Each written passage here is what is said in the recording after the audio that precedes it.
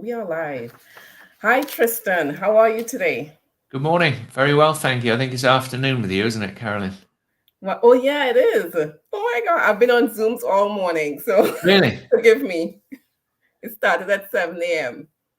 So Well, thanks I for inviting me. I appreciate you. no, I really appreciate you coming to this interview with me, Tristan.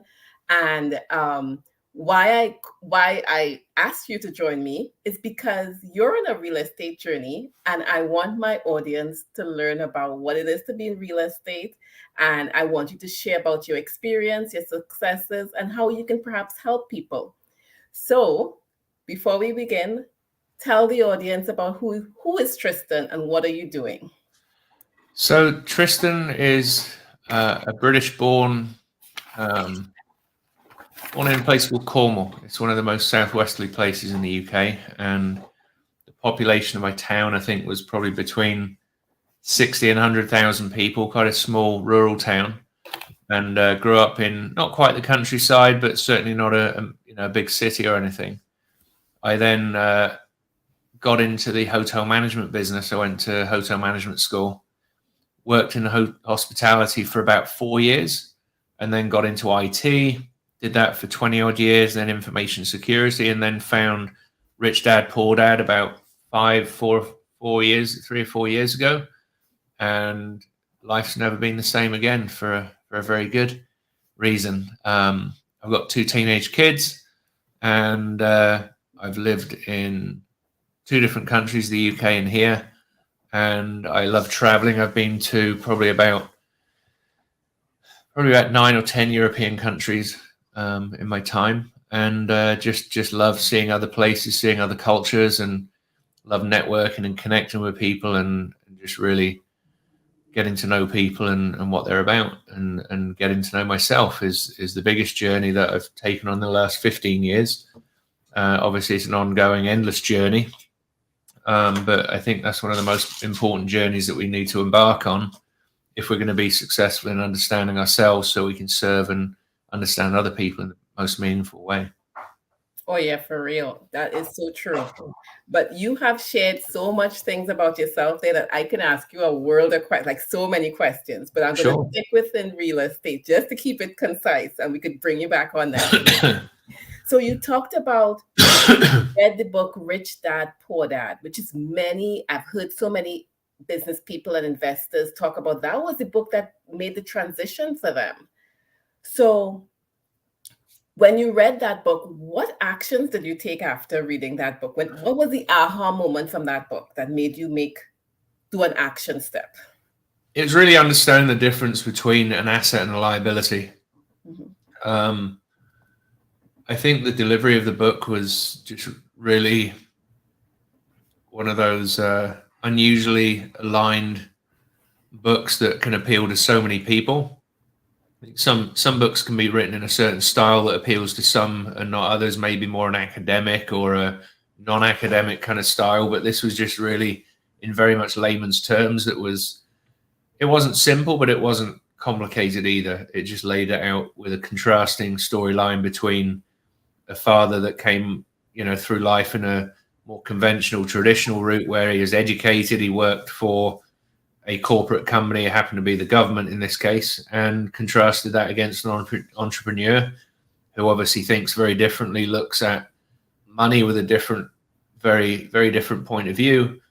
And I think it really outlined the different experiences of those people, the different experiences of their life, the strains, the struggles, the stresses that came along with living those types of lives, and they're just so different, and the outcomes, and I think that there is going to be a number of people that are suited to one or the other.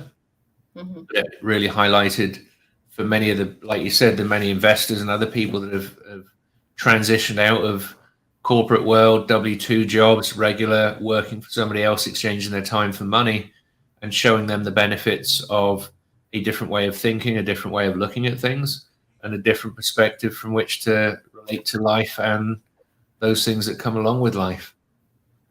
Yeah, that's so true. I that transition from corporate where you're exchanging your time for money and then moving into, you know, being an entrepreneur, being an investor. What steps did you take to transition? And the other question I want to ask, were you in the United States at that time, or were you still in the UK? I was in the US, yeah. I moved here originally in 2005. I went back to the UK. My dad wasn't well. My family moved over there, spent a couple of years there working around Europe, and then came back in 2011. And I found photography in 2012, which I'm extremely passionate about and just haven't really done very much with since getting into real estate. I mean, behind me over here and here are pictures that I've photographed at concerts. I love music, so I combine those passions together. But yeah, I was in the States, but there's just so many, not to say there aren't opportunities in the UK, but I was at a point in life where I was able to explore some of those opportunities through having life experience, having a different place in my journey in life, that I'm able to explore these things. I worked in corporate America until a year and a half ago when I was laid off. And that was really the transition from, corporate world to investing. I'd been investing for a year and a half, taking varying levels of action and not a hell of a lot of action in the early stages. And I'd kind of ramped that up before getting laid off, thankfully. But I was given a check and the pink slips, as they call them. And the rest is history. It's been great. It's been the greatest thing that could have happened to me. Fortunately, I was in a role that warranted them writing me a check with 25 other people that same day that got laid off. And it made my transition as easy as it could be without being scare system, throwing me on the street with nothing. That might have been a different outcome, better or different, or, but it was an experience I'm living and loving it. Yeah. So had the job not laid you off, you might have still been in the job. Do you think? And quite possibly, yeah. Yeah, I mean, I was so passionate about real estate, so dispassionate about my job. I know that I wasn't performing to what I needed to do for the day job. I wasn't interested in it, especially after finding real estate and, particularly this community that we've joined. I wasn't performing in that, but I also couldn't focus enough on real estate investing, from having the split, parenting, and all the other things that go on at the same time, to really make the move. Or I just didn't have the mindset, more to the point, of structuring my time efficiently and blocking my time to make sure that I had time for my day job, to focus on that, to focus on real estate investing and focus on family and the other things outside of the sort of work realm. Yeah, that's a lot to balance. And so many people out there balancing the day job, parenting, family, and trying to do a business. Would you, now that you've transitioned, would you advise somebody who's in a day job to kind of what would you advise somebody who's in a day job, has a passion for real estate? What should they do? How should they be thinking? And I know everybody's situation is different, but let's plug it in. Your general situation is most people's situation. They're juggling a lot. I think, firstly, is don't just leave your day job. Yeah. There's many things that you need to consider. What are your key skills in life? Is it calling sellers? Is it being on time-intensive calls to make things happen? That's going to take up a lot of your time, which is a lower paid role, which is going to be less efficiently leveraging your time. Can you pay from some of your income from your day job to leverage somebody else to do that lead generation? They might be an integrator. They might be somebody that's sourcing data and managing business process, where they can do that out of hours and it's not going to affect productivity of their new business venture. But definitely figure out what your key strengths are, find partners that don't have those key strengths, and find partners that have the key strengths that you need to be successful, and collaborate with people.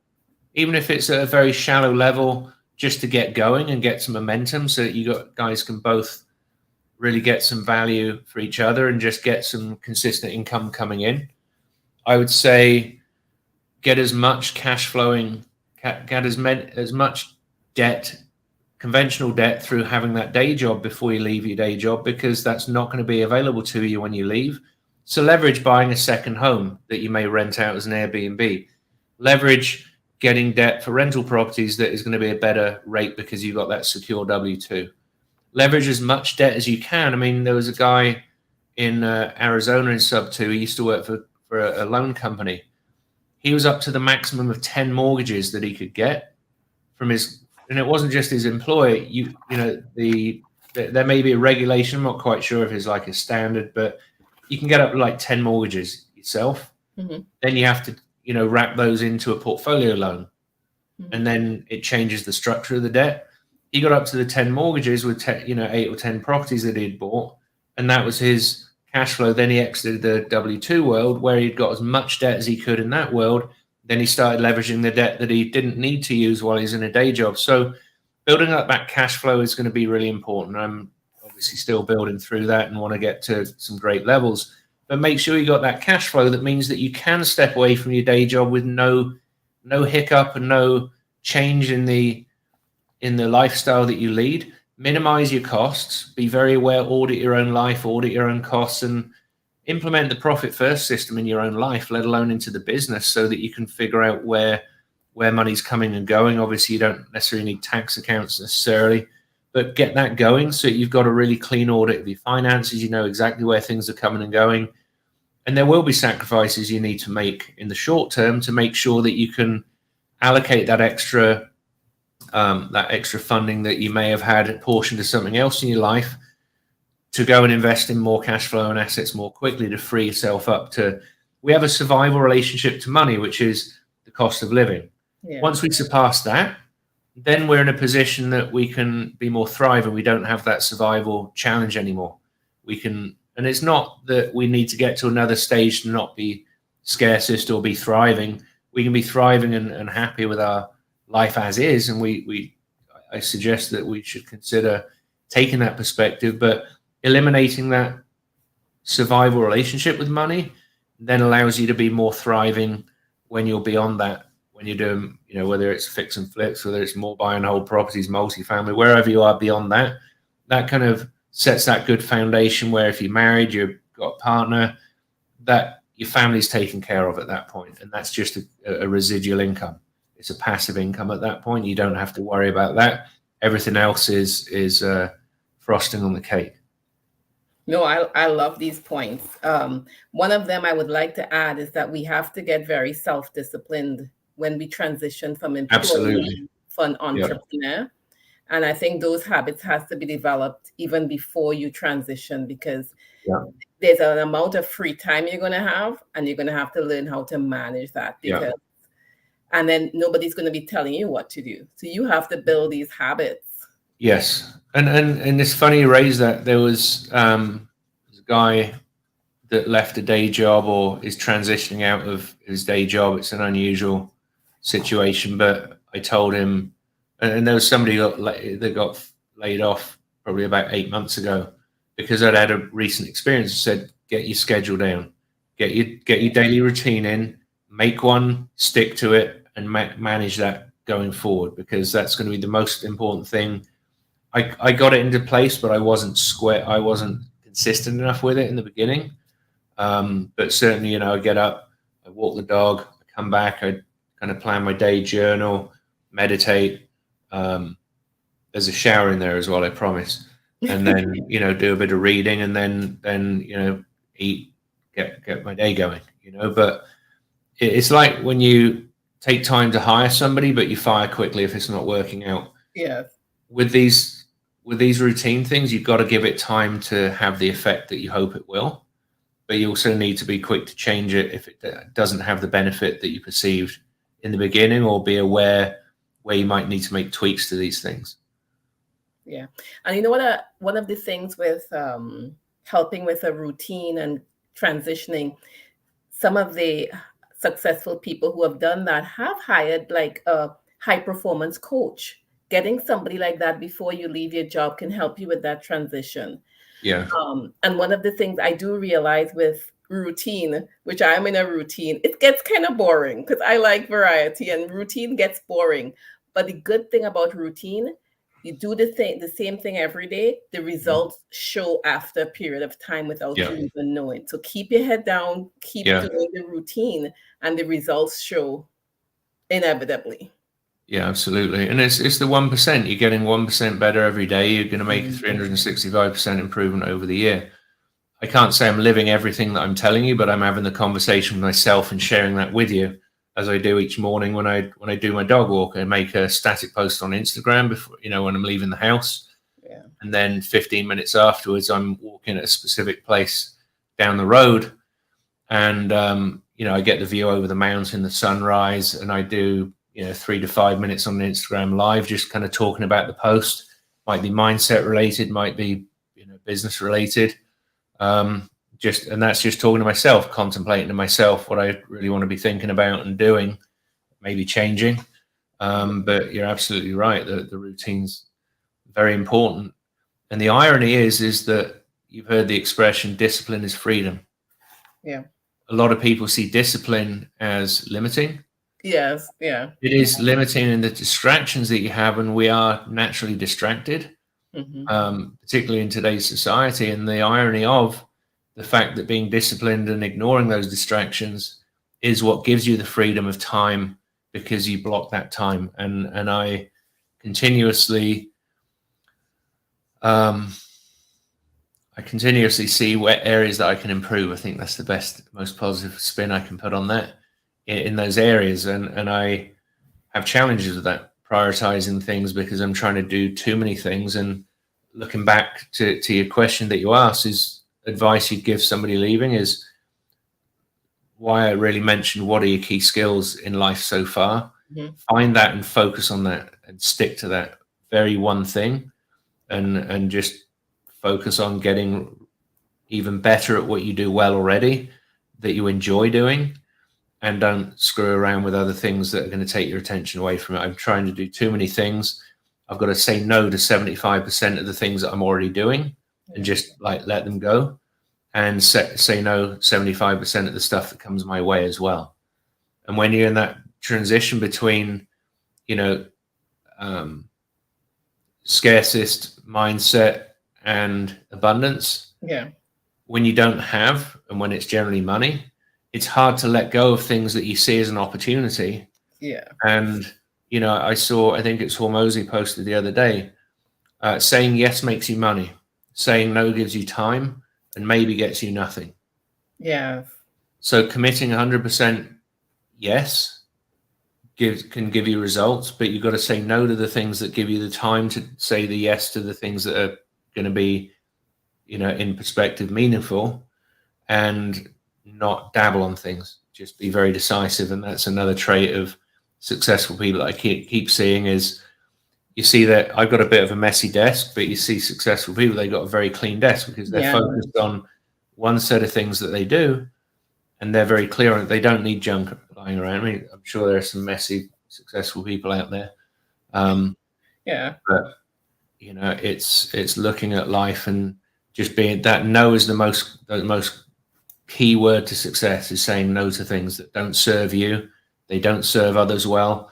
I'm a very caring person. I want to help as many people as possible. And I think I've sabotaged my own business by not putting the oxygen mask on myself for my business and helping others in the meantime. And I'm in the time at the moment of the seasons. I'm in a winter right now.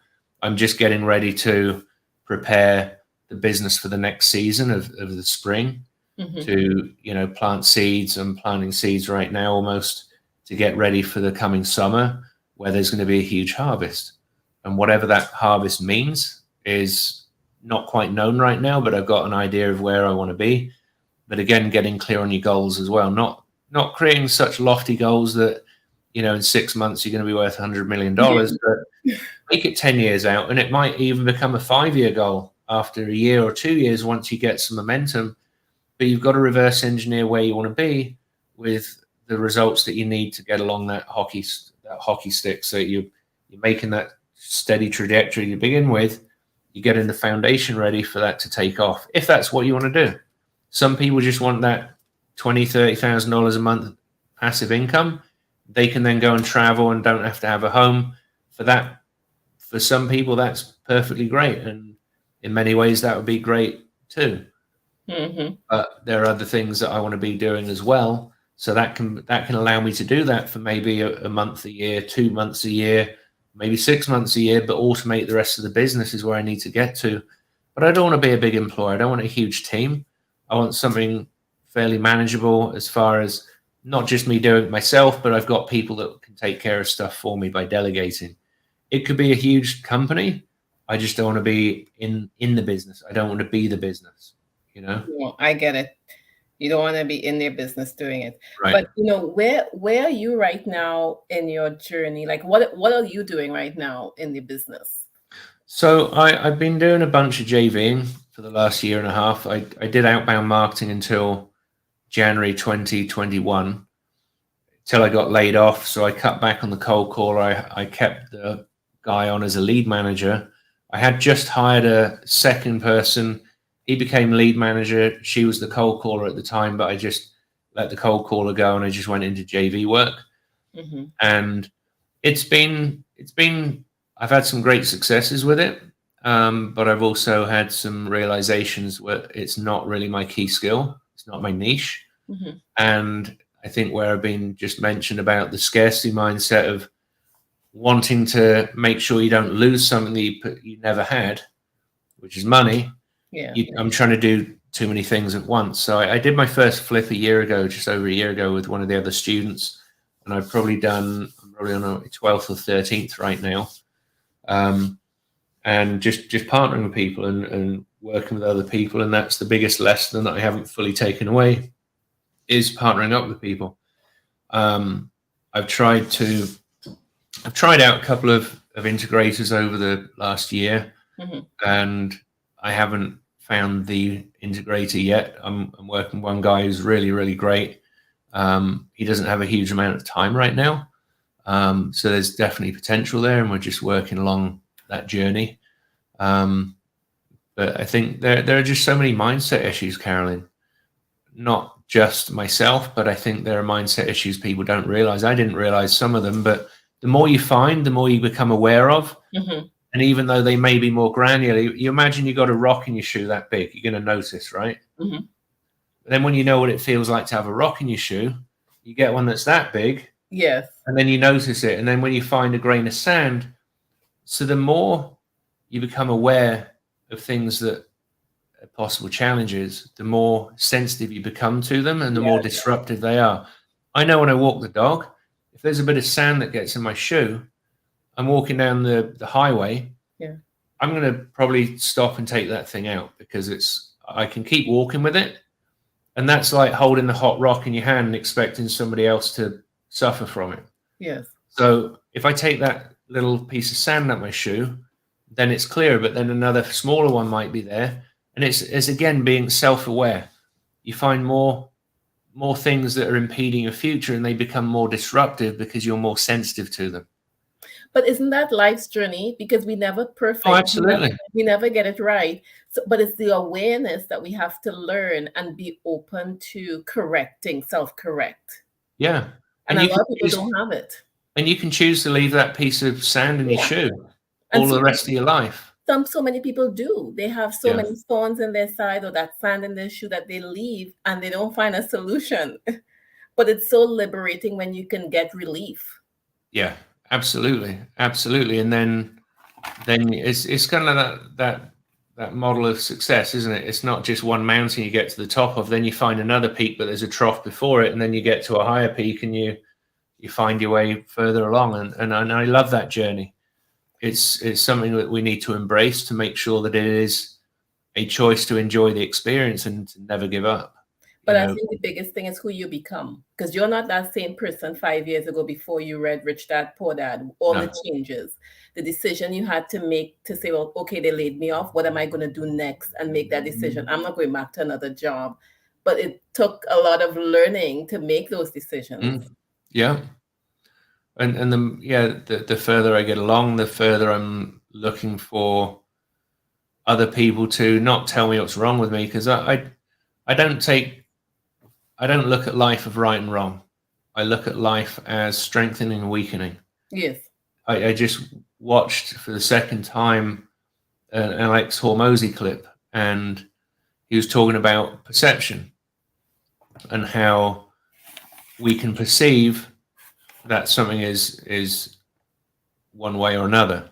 Mm-hmm. So I think one of the examples that he gave was mourning your parent. Maybe when your parents dies, if you mourn a long time, it means that they really meant a lot to you. Or if you don't mourn very long, does that mean that you didn't really care for them? That's just a perception. That's just a label we put on these things. And it doesn't, because one person responds in one way or responds in another way, doesn't make them right or wrong. That is the experience. And it is the decision of us. We can choose what that means, whether it is traumatic or not. We can, both my parents have left this world, but I never had a long period of mourning. Maybe if any mourning. I'm not saying that I didn't mourn them, but I just took the perspective that at the time they died, I was present with them. There was nothing unsaid that didn't, that was left unsaid. And all I could think of was the gifts that I'd learned from them through my experience of life with them. And every day moving forward, there's going to be, most of my life is going to be influenced by something they did in some way or another. And then I'm going to find other influences that evolve me past, or I can choose to take on, that take me beyond the lessons that I learned earlier on in life. It's just like a math class. You learn elementary math, then you go on to this, then you go, and by knowing different people, my mindset around money, as yours was formed by being around your parents. What was their experience with money? That exactly forms your opinion, your mindset around money, probably politically, probably religiously. All of those things are influenced by the shape of the mold that you came from. But that mold, once you leave home, is potentially broken if you choose to, and broken in a good way because it releases those constraints. And then you think, oh, there's another religion out here. And you could choose to investigate that and find out, oh, so what's the difference in these?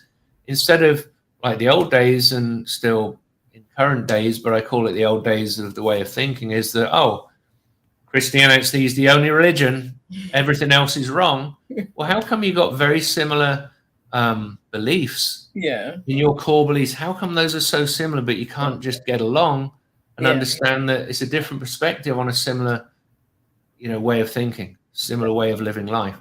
And in the same way, if we can look at business, nothing's right or wrong. Somebody may make more money, somebody may make less money. But how do we go about it? Do we let that evolve, or do we get stuck in the same old way of thinking? And by breaking those constraints, we release what we previously thought to be correct, and we can just live life like an experiment.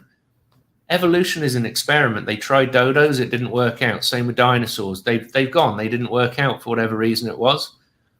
Same in life. It doesn't work to have that thing in my shoe. Now I can become aware of it. I can get rid of that way of thinking or that perspective and be freed up by thinking in a different way about myself, and then see others and have grace and compassion for those around me, knowing that they're not wrong for having a belief, but that's the belief that they've got from their experience of parents, friends, family members, and other people they've experienced through life, and come to that average of the most 5 people you spend most time with.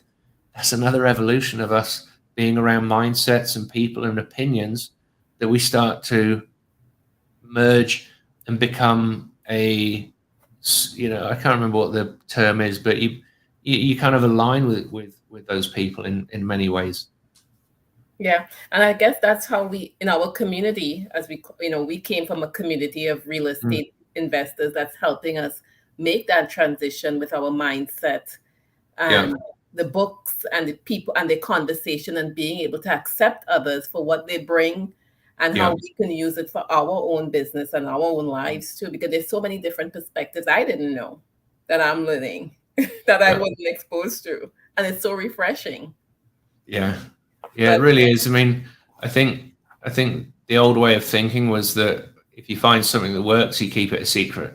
Yes. That's the trade secret. Do you know what I mean? Like the recipe for Coca-Cola or Pepsi or whatever it is, or KFC. That's the trade secret. And obviously there's trademarks and there's things like that are intellectual property. Yeah. And arguably in real estate, there's intellectual property, but when you can give it away and cause thousands or millions more people to be positively affected by sharing that experience with others and collaborating with people on those things, we can get more done. other people can have more of an effect, and together we can, build that cliche better world, or Yeah. have that ripple effect on more people. And you add value, you make more money. It inevitably, like we always thought holding back and keeping Yeah, things up was going to make, but it never really did. It's only when we open ourselves and share yeah. what I we mean, know. comes back to the go-giver. There's Yes. the law of value. The first law is to give more than you receive in Yes. monetary value. A lot of people hear the more you give, that you've got to give, but the people receiving don't always return and respect the value that law also projects. Yes. Yeah. So And then, how do you balance that then? That's a good question, because you give, and that's where we always faltered not to give, because we're giving it and people, not that you're looking back for anything, but it's value. but there is also the fact that we must respect our own time Yeah. and not give away what we have without the value of ourselves. And that's not to be selfish, but we would be selfish against our families to be less efficient and give away more than we could afford to give. Because the book also gives the example, it doesn't mean that you should go bankrupt and give away all of your money, No, that's true. but you can give the value that doesn't degrade you.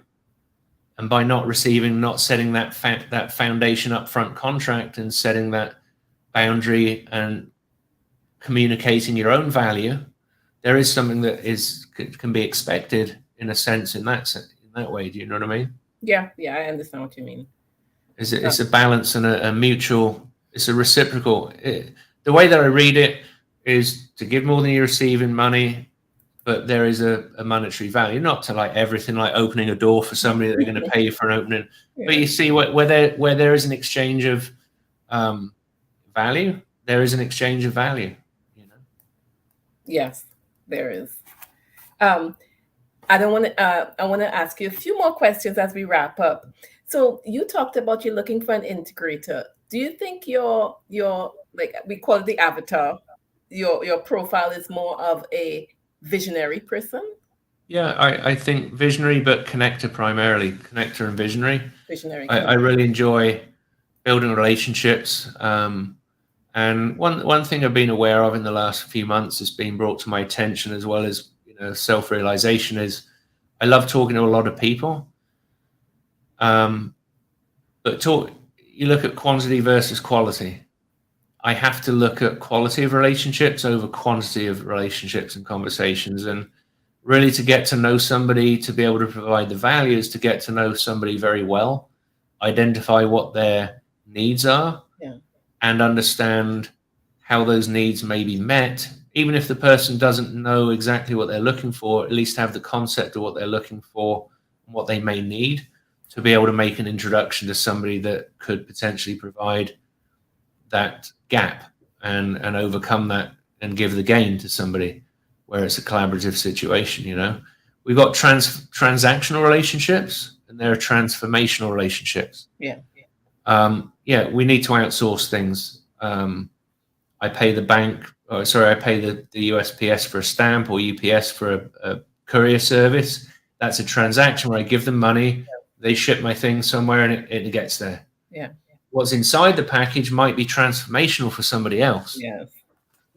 And in our relationships, we want to try and be transformational if we can, where there's an exchange of value which isn't necessarily measured just in financial terms, but also provides a way that we can springboard each other to greater success in some way, shape, or form.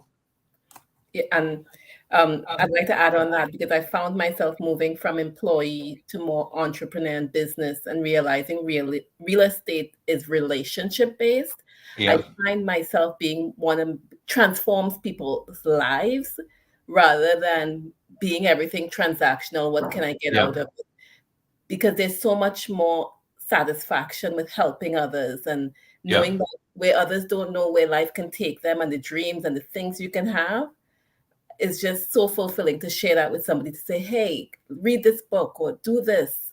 But at the same time, somebody has to be open and willing to receive it. They may not receive it at a point in time. It might take a year, a month, 2 days. That's very true. But And if they get it later on, I'm happy with that. and I just immediately think of pre-foreclosure homeowners. They've got to be ready to receive the help, and it's not that we should be so arrogant that they should have to take our help. No. We have solutions, we can offer it, but I think it was Think and Grow Rich. A man convinced against his will is of the same opinion still. You try and tell them that they need to fix a problem. They don't have a problem. They've got a free house that's not got an auction date yet, but until 2 weeks before the auction or a week before the auction, sometimes the day before, then it becomes a priority for them to fix the issue and look at that help that you've been offering for 3 months. Then it becomes a problem. And that's completely right. They have to be open to, and we have to be open to, looking at ourselves in a different way. Yeah. To be able to, grow ourselves to grow others. This again comes back to putting the oxygen mask on yourself first before helping others, making sure your cup is full so you can fill others, because you can't fill others' cups with an empty cup. That's so true. In wrapping up, Trystan, how can others help you? What could they bring to you, and how can people reach you and bring value to you? I appreciate that question. I'm buying flips in Arizona here in the Phoenix metro area primarily. I am looking for multifamily deals. So from a flip perspective, I guess the buy box is 3 to 4 bedrooms, selling price at around 450 to 500,000 maybe. So we're keeping it in that medium price point where there's going to be the most demand for buyers. And I've got crews, looking, we're looking to finish 3 or 4 flips right now and take some more on, but we need to buy very deep, of course, to be conservative and make sure we're ahead of market changes. Multifamily wise, got a couple of different buy boxes really. So I'm looking for properties primarily Arizona, but other places as well, between 6 and 50 units, which would be more funded by private equity partners in a smaller setup.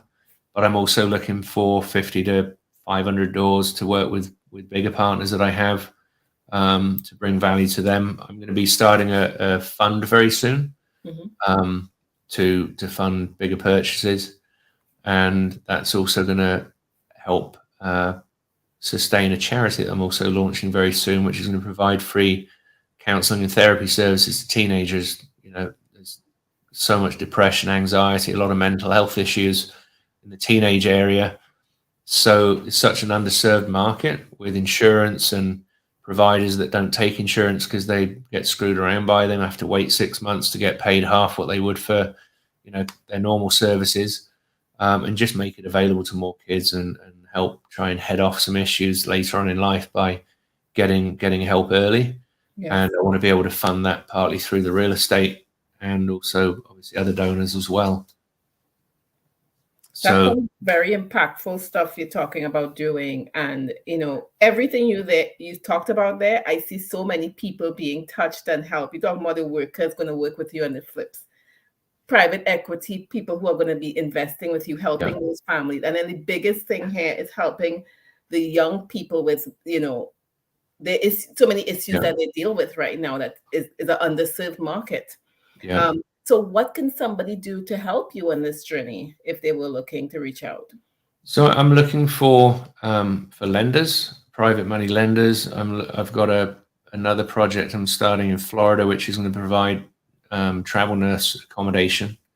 I've got some other projects in Florida which are buy and hold. So private money lenders, anything between 6 months to 5 years, preferably if people have $50,000 and above. That's really the bottom end I'm ideally looking for. We'll offer double-digit returns. Situation, circumstances differ on terms, etc. But we're also looking for accredited investors when the fund starts to invest in fund. But again, like I mentioned, that's going to be a very cause-driven fund where I'm looking to attract investors that want to participate in the story, participate in the purpose, and really be intentional with their investment so that they can donate some of their return to the charity to sustain that and we can build a national brand helping kids and scale that out through different parts of the country, and have an apartment building which is serving part of that local community with mental health services. I love it. I love it, So, Trystan. So yeah. such good stuff you shared here with us. And I just as I wrap up, I want to thank you for joining me on the channel. And I hope as you progress and things happen that I can have you back on the channel to talk about where you're at with what you're doing, and even talk about the other areas of your life, your photography you talked about as well. That's so interesting and so fun to talk Thank about. you. So Yeah, I'm going to get some studio lighting this year. I do love people, and photographing people is wonderful. Music is just very much energy driven. You got lighting to work with. You got music, and the lighting obviously works with the music. I love storm chasing. We've got monsoons in Arizona. I haven't storm chased for 2 or 3 years. The energy, it really is the overarching, key is the energy. If there's energy involved, I'm just so keen to do it. Landscapes and I just love it all. I love it. You're a man of many talents. So thank you so much. And thank you, Caroline. we talk soon again. Bye. Appreciate you. Thank you.